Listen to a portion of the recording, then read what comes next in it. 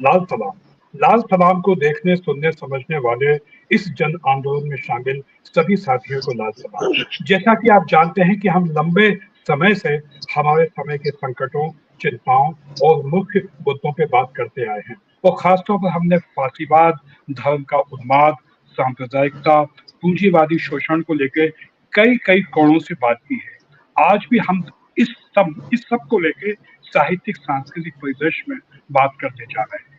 महान साहित्यकार प्रेमचंद जी ने अपने समय में जिन चिंताओं का उल्लेख किया था, वो जिस गहराते संकट को रेखांकित अपने लेखों में, संपादकियों में, निबंधों में, कहानियों में, उपन्यासों में करते आए, आज वो संकट पूंजीवाद का संकट, सांप्रदायिकता का संकट, छुआछूत भेदभाव का संकट फासीवाद के रूप में गहरा के हमारे सामने है।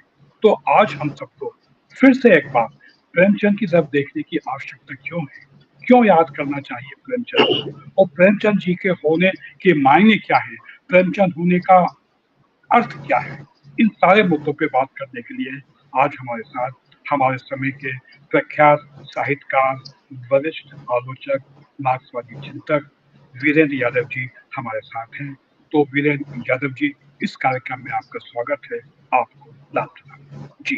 तो जिस तो जैसा कि मैंने कहा सर कि हम प्रेमचंद होने के मायने क्या है, हम प्रेमचंद की प्रतिबद्धता, पक्षधरता, वर्ग चेतना, समाज के कमजोर, मेहनतकश, दलित, वंचित तबकों के प्रति उनकी चिंताओं को हम किस तरह देखते हैं, और ये सारी चिंताएं, प्रतिबद्धताएं, पक्षधरताएं किस तरह प्रेमचंद होना का जो अर्थ है उसको स्थापित करती है, हम चाहेंगे विस्तार से आप इस संबंध में हमें बताइए। आपका स्वागत है वीरेंद्र यादव जी। जी शुक्रिया शैलेंद्र जी। और हम लोग प्रेमचंद जयंती के अवसर पर एक बार फिर प्रेमचंद को याद कर रहे हैं।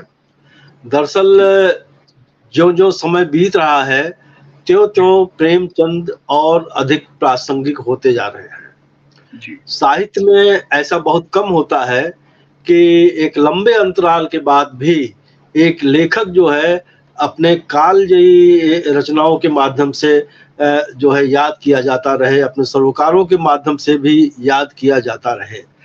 तो आज प्रेमचंद को याद करते हुए कारण उसका देखिए ये है कि मुझे लगता है कि देखिए प्रेमचंद स्वाधीनता आंदोलन के लेखक थे, यानी कि भारत की आजादी के 11 वर्ष पूर्व वो नहीं रहे थे, 1936 में वो नहीं रहे थे, और उनका समूचा रचनाकाल 1900 से लेकर के 1936 के बीच का है। यानी कि स्वाधीनता आंदोलन की सुगबुगाहट शुरू ही हुई थी, तब से उनका आंदोलन, बाद में गांधी का आविर्भाव और एक स्वराज का आंदोलन, उन सारी चीजों के वो दृष्टा थे और उसके ये भी कहा जा सकता है कि उसके हिस्सेदार भी थे। तो आज जब हम प्रेमचंद को याद कर रहे हैं, तो प्रेमचंद भारतीय समाज में, भारतीय संरचना में इतने रचे बसे हुए थे कि उनका जो है साहित्यिक लेखन, कथात्मक लेखन, उनका वैचारिक लेखन भारतीय समाज की संरचना में रचा बसा था। और उस समय प्रेमचंद के सामने दो चुनौतियां थी। एक चुनौती थी कि भाई जो ब्रिटिश गुलामी थी, अंग्रेजों की गुलामी थी, अंग्रेजों की गुलामी से मुक्ति, भारत देश की, भारतीय समाज की मुक्ति। और दूसरा उनका ये था कि जो एक सामाजिक पराधीनता थी, यानी कि एक तो विदेशियों की गुलामी थी, दूसरा यह है कि जो देशी प्रभुवर्ग था, जो एक कुलीन समाज था, जो कुलीन समाज का जो आधिपत्य था, उस कुलीन समाज के आधिपत्य से मेहनतकश, सर्वहारा, दलित, इन सब की भी मुक्ति।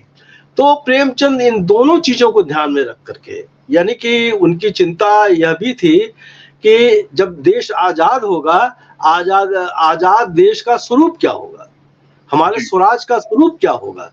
तो वो उस समय जो अन्याय था, जो उत्पीड़न था, जो भेदभाव था, अन्याय, उत्पीड़न, भेदभाव को वे बहुत नजदीक से देख रहे थे। और दूसरा एक ब्रिटिश गुलामी तो थी ही। तो इन दोनों को मिला करके अगर हम देखें कि प्रेमचंद आखिर क्यों ऐसा है कि प्रेमचंद की साहित्यिक चिंताओं के केंद्र में दलित हैं, किसान है, स्त्री है, हाशिए का समाज है, ये सारे लोग थे। आज जब प्रेमचंद से हमारी दूरी 125 सालों के करीब की है, तो आज हम देखें कि आज जो है दलित की क्या स्थिति है, किसान की क्या स्थिति है, स्त्री की क्या स्थिति है। तो देखिए, भारत देश आजादी के बाद बहुत बड़े बदलावों से गुजरा है। यानी ये 75 साल से 76 साल का समय गुजर चुका है और भारतीय समाज बहुत ही परिवर्तनों से होकर के इस समय हमारे सामने है। लेकिन उन परिवर्तनों में जो हमारी जो सामाजिक संरचना थी, यानी कि जो ठाकुर का कुआं का यथार्थ था कि एक दलित जो है एक साफ पानी, शुद्ध पानी के अभाव में वो जो है दूषित जल पी करके दम तोड़ देता है। और आज भी स्थिति ये है कि एक दलित बच्चा, दलित छात्र राजस्थान के एक स्कूल में मास्टर की गगरी अगर उससे छू जाती है तो उसे पीट कर अधमरा कर दिया जाता है। ये एक मतलब अलग थलग घटना नहीं है, ये एक भारतीय समाज का एक ज्वलंत यथार्थ है। आज स्त्री की स्थिति, यानी कि प्रेमचंद ने निर्मला से लेकर के बाकी बहुत सी कहानियां, और ये सबसे पहला उपन्यास सेवा सदन था ही, नारी सेवा सदन, निर्मला और एक अगणित उन्होंने कहानियां लिखी और उनके उपन्यासों के पात्र भी। तो प्रेमचंद हमेशा जो पितृसत्ता थी, उस पितृसत्ता यानी कि जो मनुवादी विधान था, जो पितृसत्ता थी, उस पितृसत्ता और मनुवादी विधान को भी ध्यान में रखते थे और स्त्री की आजादी के समर्थक थे। स्त्री की आजादी यानी बराबरी के समर्थक थे, अपनी कहानियों में भी, अपने उपन्यासों में भी, और उनके कुछ लेख हैं। प्रेमचंद को लेकर के कभी कभी जो है उनकी एक कहानी बड़े घर की बेटी की चर्चा की जाती है, और बड़े घर की बेटी की लाठी के माध्यम से प्रेमचंद को जो है परिवार पितृसत्ता का समर्थक घोषित कर दिया जाता है।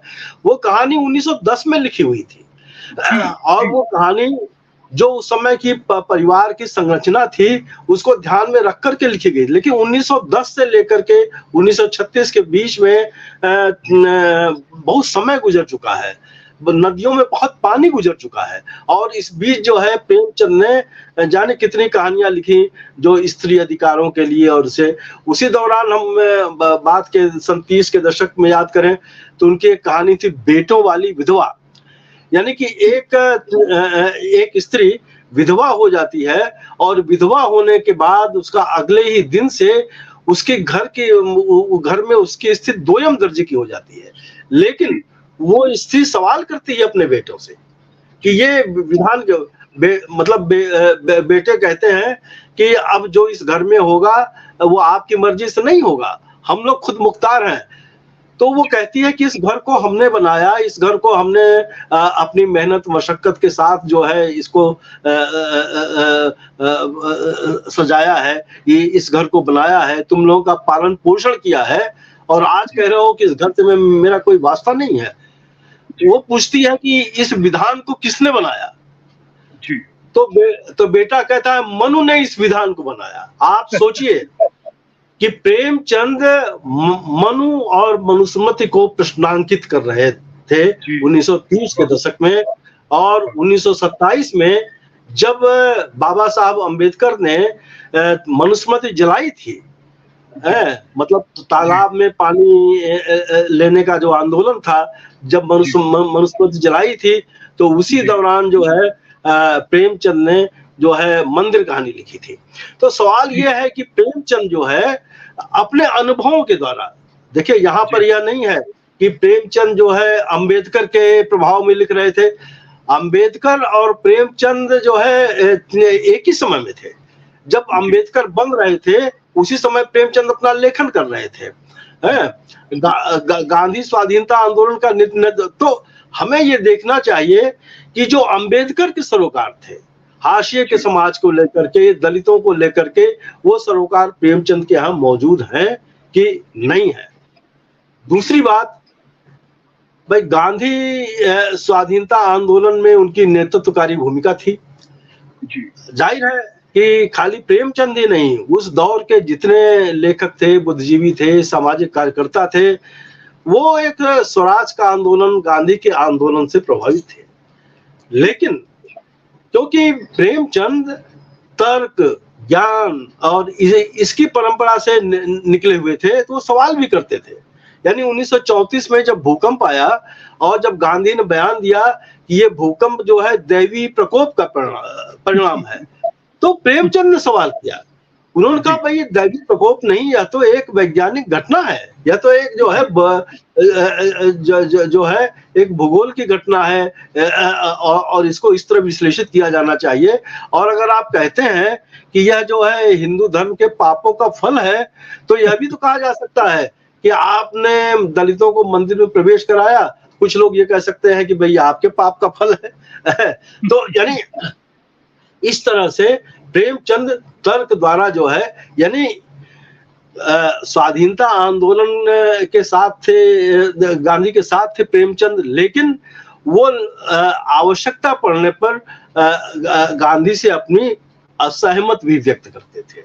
और दूसरा, हाँ देखिए, और यह भी शैलेंद्र जी ध्यान देने की बात है कि यह बिल्कुल सही है कि गांधी जो है किसानों को उन्होंने भारत के स्वाधीनता आंदोलन के साथ जोड़ा। उसी के साथ यह भी सही है कि हिंदी साहित्य में किसान को केंद्रीयता प्रेमचंद ने प्रदान की। तो यहाँ पर गांधी और प्रेमचंद का सादृश्य है और समानता है, लेकिन इसके बाद ये सादृश्य समानता जो अलग अलग रास्तों पे जाती है। कारण ये कि गांधी जो थे किसानों का आंदोलन, किसानों का अधिकार, किसानों का जो जमींदारों से संघर्ष हो, उसके पक्ष में नहीं थे। वो चाहते थे कि भारतीय समाज का सारा वर्ग स्वराज आंदोलन में शामिल हो और उन वर्गों के बीच में आपस में अंतर विरोधों को पाटा जाए।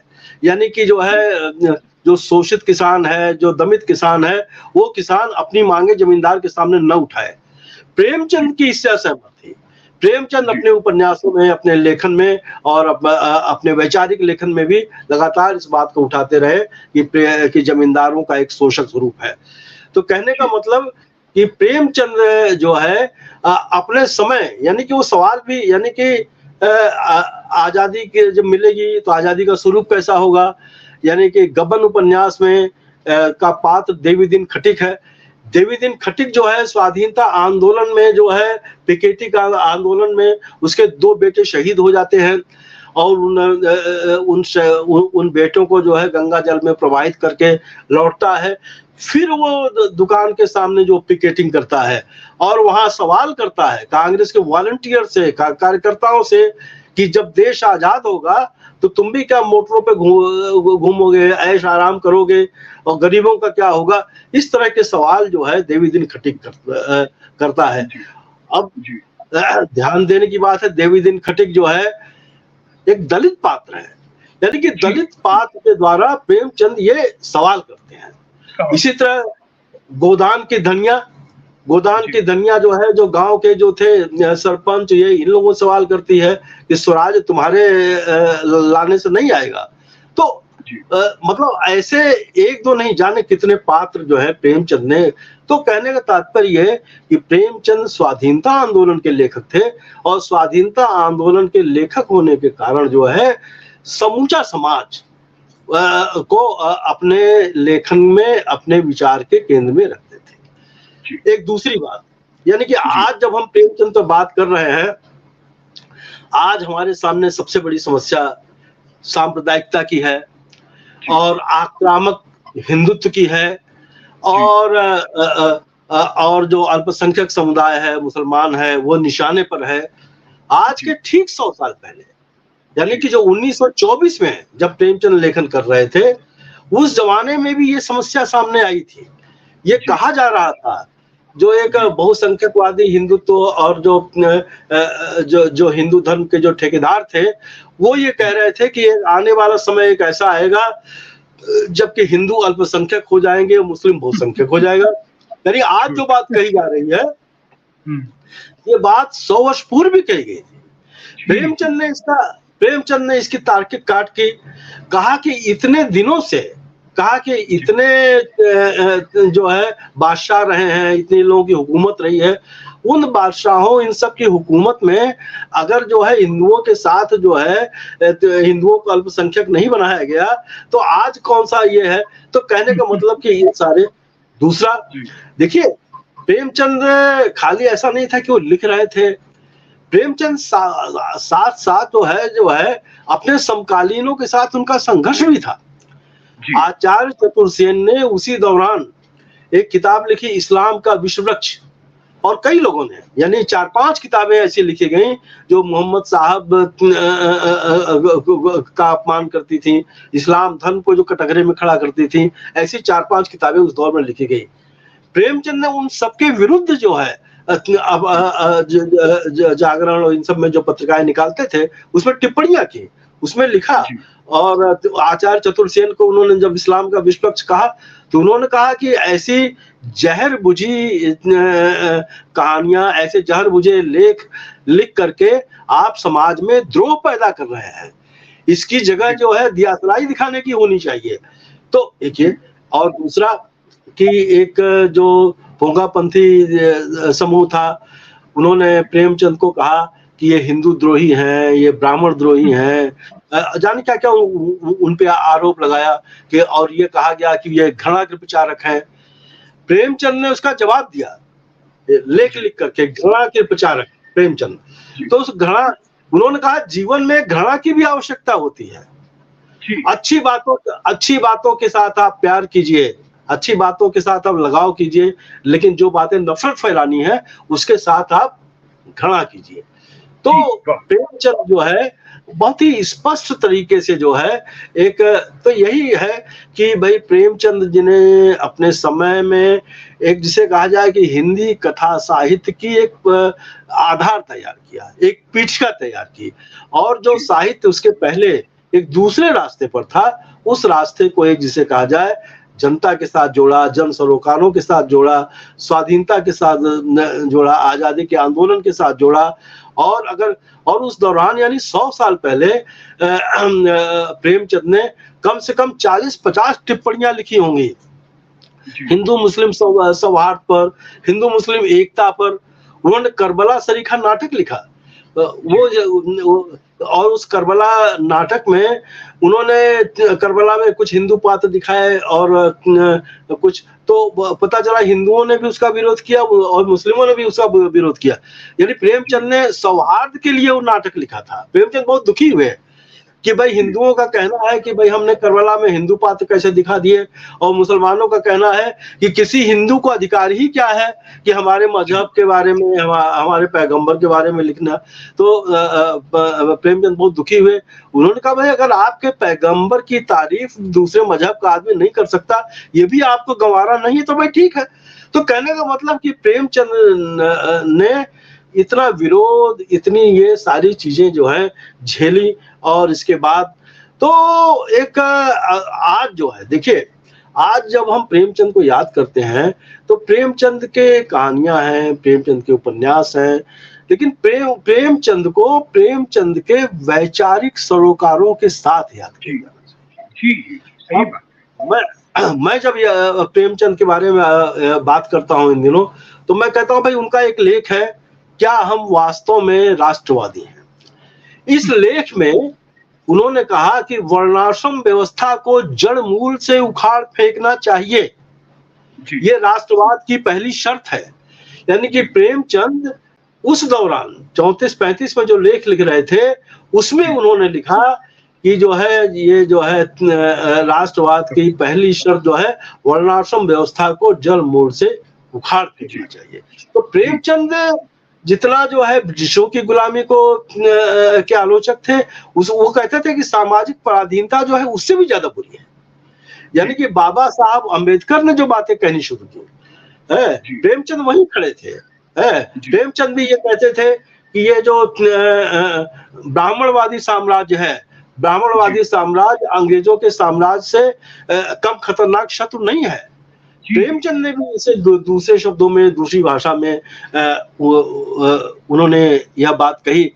तो तात्पर्य कहने का, आज जब हम प्रेमचंद को याद कर रहे हैं और जब हमने शुरू में कहा कि प्रेमचंद दिनों दिनों ज्यादा प्रासंगिक होते जा रहे हैं, ज्यादा जरूरी होते जा रहे हैं, तो आज जो बातें नहीं कही जा रही हैं, यानी हिंदी के लेखक के द्वारा भी नहीं कही जा रही हैं, यानी कि देखिए हमको एक स्वीकार कर लेना चाहिए कि सांप्रदायिकता को केंद्र में रख करके बहुत लेखन किया गया, लेकिन जाति प्रश्नों को लेकर के इस जो है पिछले 2-2.5 दशक में हिंदी साहित्य के मुख्य धारा के लेखकों ने किनारा कशी की।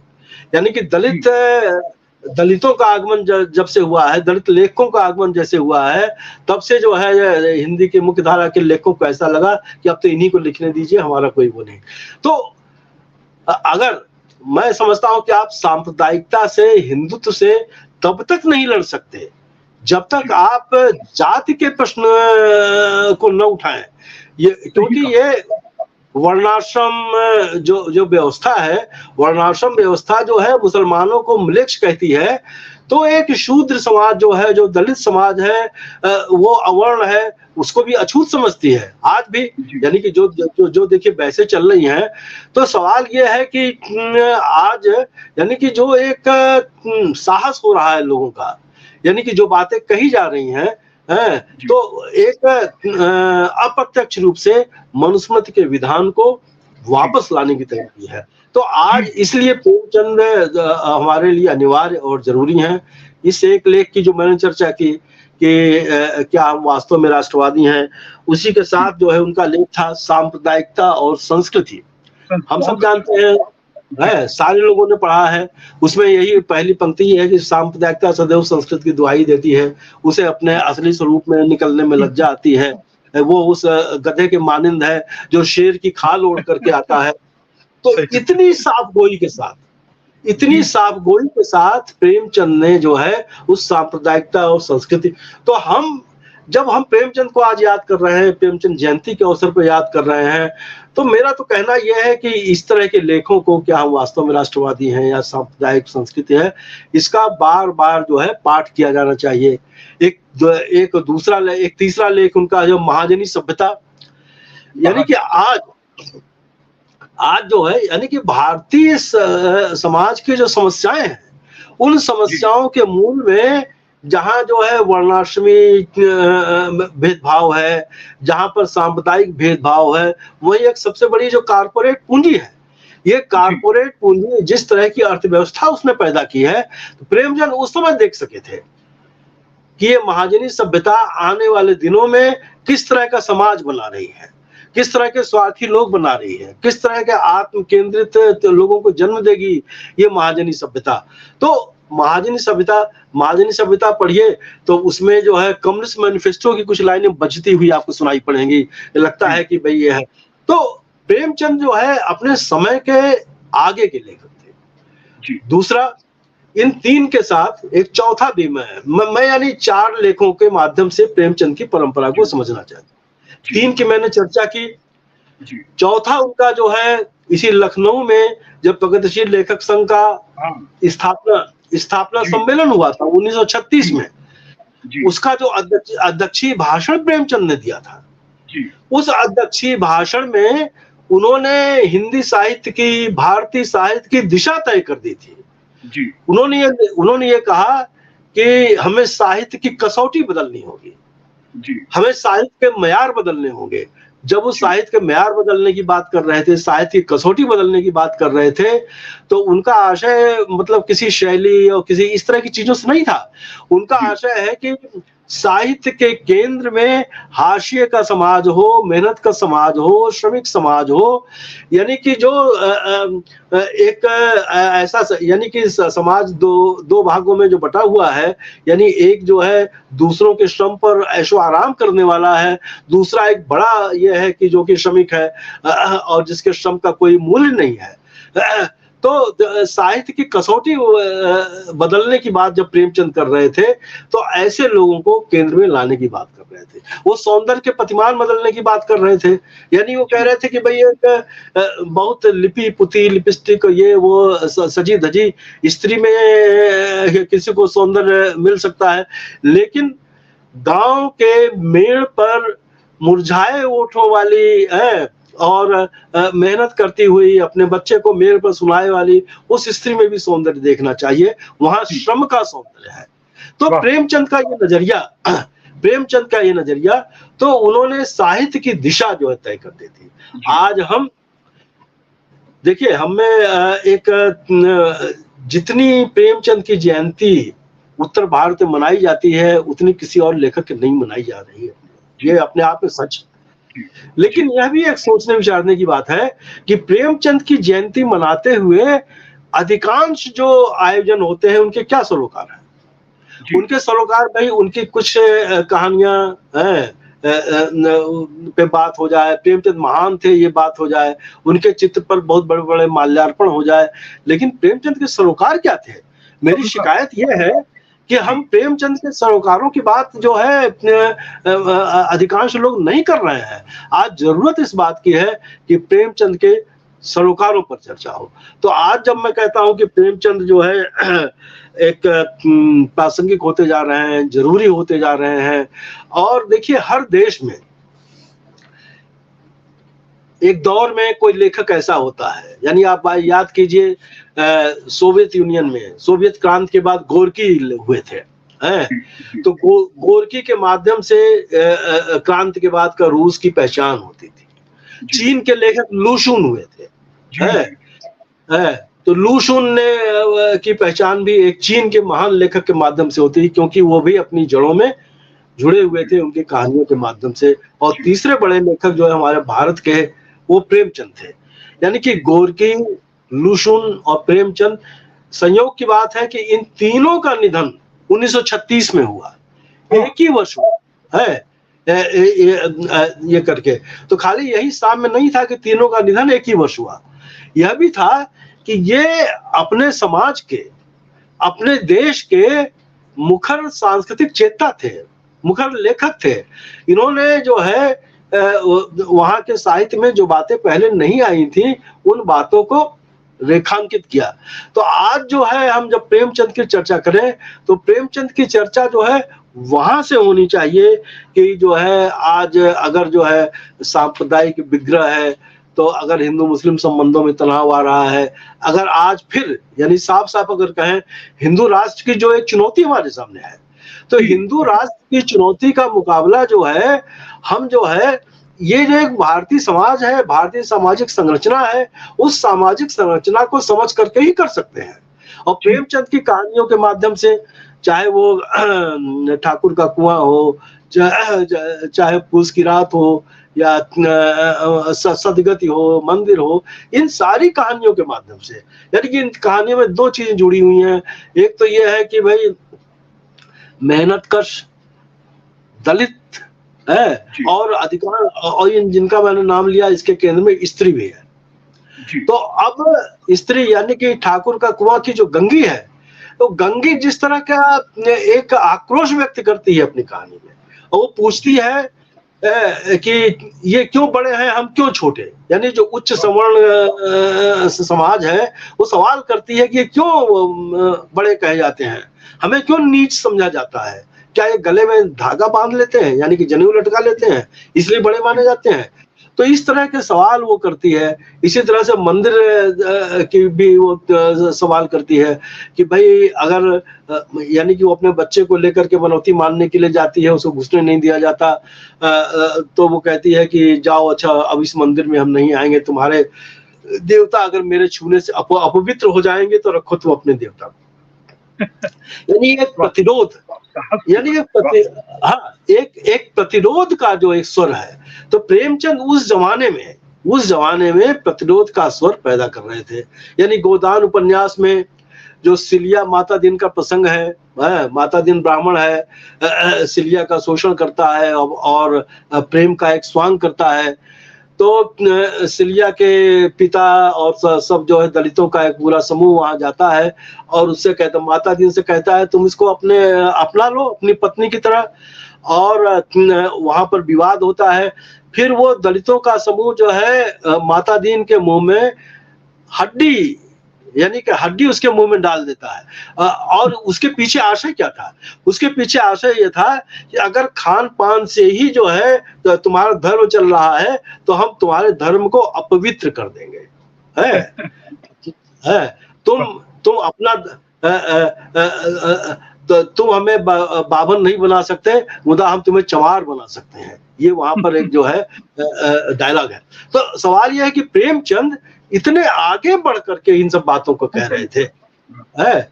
तो अब यह है कि अगर प्रेमचंद को खाली एक स्वाधीनता आंदोलन के लेखक के रूप में, स्वाधीनता आंदोलन के लेखक होने के साथ साथ सामाजिक पराधीनता के विरुद्ध वो बहुत मुखर स्वर थे। तो आज जब हम याद करते हैं तो प्रेमचंद के इन सारे सरोकारों को याद करना चाहिए, तभी मैं समझता हूं कि प्रेमचंद के साथ न्याय किया जा सकता है। देखिए अक्सर होता क्या है कि पाठ्यक्रमों में भी या इन सब जगहों पर भी ऐसी कहानियां या ऐसे चीजें वहां पर पढ़ाई जाती हैं जिसका कि प्रेमचंद के सरोकारों से बहुत गहरा रिश्ता नहीं है, यानी कि आप जो है बच करके निकल जाते हैं। प्रेमचंद के सरोकार, प्रेमचंद पे आप बात भी करते हैं, प्रेमचंद को आप पढ़ा भी रहे हैं, यानी आप बड़े घर की बेटी पढ़ाइए तो प्रेमचंद के जो स्त्री अधिकार संबंधी जो उनका लेखन है उससे कतरा करके आप निकल जाएंगे और बड़े घर की बेटी के फ्रेम में आप प्रेमचंद को जड़ देंगे। तो एक यह भी इस बात की भी कोशिश हो रही है, कोशिश तो इस बात की भी हुई, यानी कि जो प्रेमचंद ने 1936 में लखनऊ का जो भाषण दिया था उसके बारे में अज्ञे ने यह लिखा कि प्रेमचंद भाषण लिख के ले गए थे लेकिन भाषण उन्होंने पढ़ा ही नहीं वहां पर। और जिस भाषण को उन्होंने आरोप लगा दिया, जिस भाषण को प्रेमचंद का भाषण कहा जाता है जो 1936 के अधिवेशन में दिया था, वो भाषण दिया ही नहीं गया था, उनका भाषण ही नहीं है, भाषण पढ़ा ही नहीं गया। यानी इतना बड़ा झूठ अज्ञे जैसा लेखक उसको प्रचारित कर रहा है। और सज्जाद जहीर ने अपनी पुस्तक रोशनाई में बाकायदे इसका जो है डिटेल्स के साथ वर्णन किया है कि जो प्रेमचंद जो लेख लिख के ले गए थे उर्दू में लिखा हुआ था और उसको पढ़ने में उनको कितना समय लगा, 35-40 मिनट समय लगा। और जिस समय वो पढ़ रहे थे लोगों के चेहरे के कैसे भाव आ रहे थे, क्या हुआ रहा, ये सारा जो है सज्जाद जहीर ने अपनी किताब में लिखा। इसके बावजूद कहने का मतलब यह है कि प्रेमचंद को तो याद करो, प्रेमचंद को एक जो है कथा सम्राट बना दीजिए, उपन्यास सम्राट कहिए, लेकिन प्रेमचंद के सरोकारों की बात न कीजिए। तो आज जिस मंच से हम लोग बात कर रहे हैं, यानी कि प्रगतिशील लेखक संघ या आपका जो मंच है, इन जिन मंचों से हम बात कर रहे हैं, तो मुझे बार बार जो है ये दोहराना पड़ रहा है कि हमें प्रेमचंद के सरोकारों के नजदीक जाना चाहिए, हमें उन प्रेमचंद की पहचान करनी चाहिए। यानी कि एक तो प्रेमचंद का यह है कि भाई जो सबको स्वीकार है, यानी कि ब्राह्मणवादी को भी स्वीकार है, इसको भी स्वीकार है, उसको भी स्वीकार है। प्रेमचंद ऐसे थे नहीं। प्रेमचंद तो आंख में उंगली डाल करके जो है एक अपनी बात कहने वाले लेखक थे। तो प्रेमचंद जो है अपने समय में, यानी उन्होंने देखिए वो उनके जीवन उनके लेखन में कोई फर्क नहीं थी। 1921 में उन्होंने नौकरी से इस्तीफा दिया, यानी कि वो जो है सरकारी, पहले डिप्टी इंस्पेक्टर ऑफ स्कूल थे, फिर वो हेडमास्टर हुए और फिर उन्होंने 1921 में गांधी का जो आंदोलन था उसके दौरान उन्होंने उससे इस्तीफा दिया। इसी लखनऊ में जो है प्रेमचंद रह रहे थे, शिवरानी देवी थी, आंदोलन तेज हुआ, सविनय अवज्ञा आंदोलन, शिवरानी देवी जो है जेल गई, यानी गिरफ्तारी दी उन्होंने, कांग्रेस के कार्यालय में जाके वॉलंटियर की तरह काम करती थी। प्रेमचंद ने लिखा कि अब मुझे शर्म महसूस हो रही है कि शिवरानी देवी तो चली गई है और मैं गिरफ्तारी नहीं दे पाया, यानी कि ये एक था। दूसरा देखिए, जब वो अंधविश्वास के विरुद्ध थे, जब कर्मकांड के विरुद्ध थे, तो वो अपने जीवन में भी उसी तरह किया उन्होंने। यानी कि उनकी बेटी की शादी थी, बेटी की शादी में जो एक पांव पूजने का एक होता है, तो कन्यादान हाँ, प्रेमचंद ने कन्यादान नहीं किया। उन्होंने कहा कि भाई कन्यादान की वस्तु नहीं होती है। तो उन्होंने, और इस पे एक कहानी भी लिखी पैपूंजी नाम से। तो कहने का मतलब कि उस आदमी के जीवन में और आचार व्यवहार विचार में कोई फाक नहीं थी। और वैसे देखिए किसी के भी अंतर्विरोध तराशिए तो कुछ अंतर्विरोध मिल सकते हैं, लेकिन क्या उन अंतर विरोधों के द्वारा हम उसका समूचा लेखन, उसकी समूची वैचारिकता कर देंगे?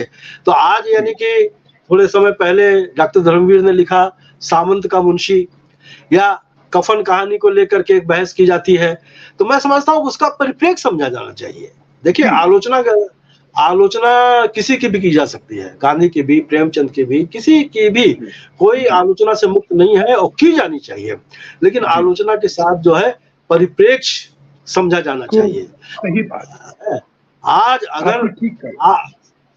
अगर यानी गोदान अगर पराजित किसान की तरह जो है मत को प्राप्त होता है, तो आज अगर ये शिकायत की जाए कि उसे विजेता किसान के रूप में प्रेमचंद ने क्यों नहीं प्रस्तुत किया, तो मैं समझता हूँ ये हमारे मन का एक आकांक्षा है, ये भारतीय समाज का, भारतीय उस समय का यथार्थ नहीं था और आज का भी यथार्थ नहीं है। आज भी किसान आज भी देखिए किसान संघर्ष में है। तात्पर्य कहने का ये कि प्रेमचंद अपने समय से आगे के लेखक थे और इसीलिए जो जो समय बीत रहा है त्यों चाहे सांप्रदायिकता हो, चाहे वर्णाश्रम व्यवस्था की बात हो, या लेखन के मयार हो, लेखन की कसौटी हो, ये क्या हो, हम समझते हैं कि प्रेमचंद के नजदीक हम जितना जाएंगे, उनके वैचारिक लेखन, उनकी कहानियों, उनके उपन्यासों और उनके जीवन से भी हम बहुत कुछ सीख सकते हैं। तो मैं समझता हूँ कि जी आपने बहुत ठीक बात कही। अब चूंकि हमारा समय हो रहा है, एक बात मैं आपसे और चर्चा करना चाहूंगा प्रेमचंद की विश्व दृष्टि को लेके।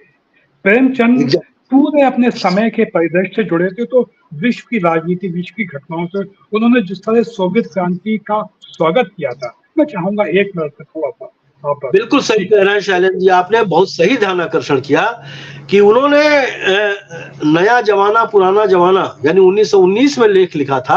उन्होंने लिखा था कि आने वाला जमाना जो है मजदूरों और किसानों का होगा, और जो उनका प्रेमाश्रम उपन्यास था किसानों के पर केंद्रित, उस उपन्यासों में भी उन्होंने कहा था कि जो है कि एक रूस देश है जहां पर की क्रांति हुई और उसका जो पात्र बलराज है वो उससे प्रेरणा प्राप्त करता है।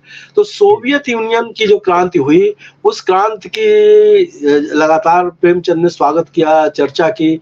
महाजनी सभ्यता वाला जो लेख है, उस लेख में भी उन्होंने उसकी चर्चा की।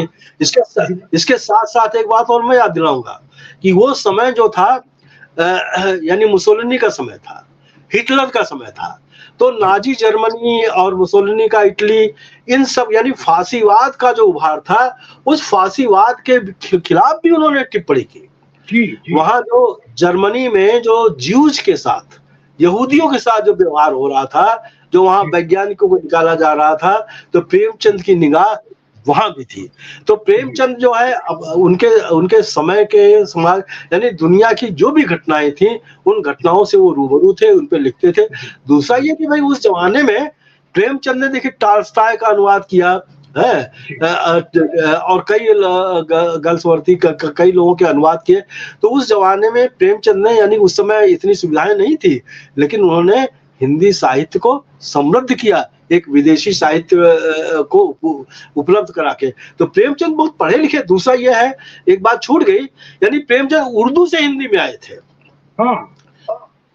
इसलिए उर्दू से हिंदी में आए थे, इसलिए एक जो मिली जुली संस्कृति है, एक जो मिला जुला सरोकार है, इसलिए जो हिंदू मुस्लिम एकता है उसको बहुत नजदीक से वो देख सकते थे, उस पर चर्चा कर सकते थे। तो प्रेमचंद अपने समय के मैं समझता हूं कि ऐसे दृष्टा लेखक थे।